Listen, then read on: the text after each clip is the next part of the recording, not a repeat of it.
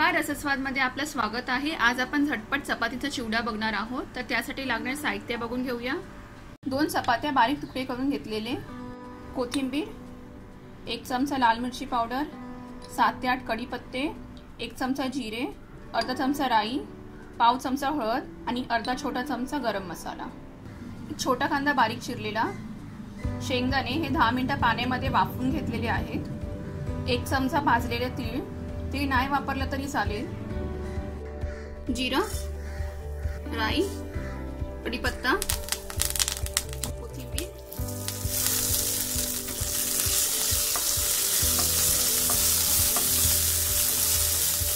कांदा,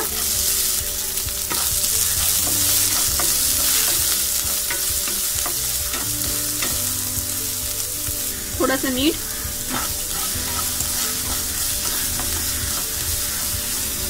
कांदा थोडा लालसर झालाय, हळद घालूया, मिरची पावडर, गरम मसाला थोडा परतून घेऊया,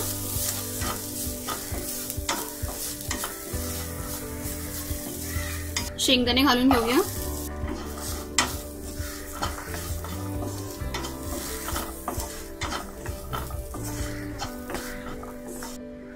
सर्व साहित्य व्यवस्थित परतून झालेलं आहे। चपाती घालूया, मीठ, मिक्स करूया,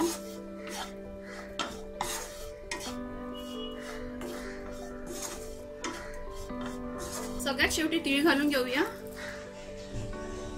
एकदा शेवटचा ढवळून घेऊया आता,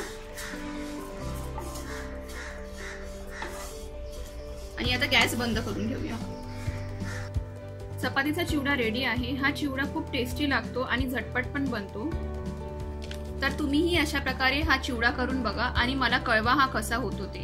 हा व्हिडिओ आवडला असेल तर लाईक करा आणि रसस्वादला सबस्क्राइब करा। धन्यवाद।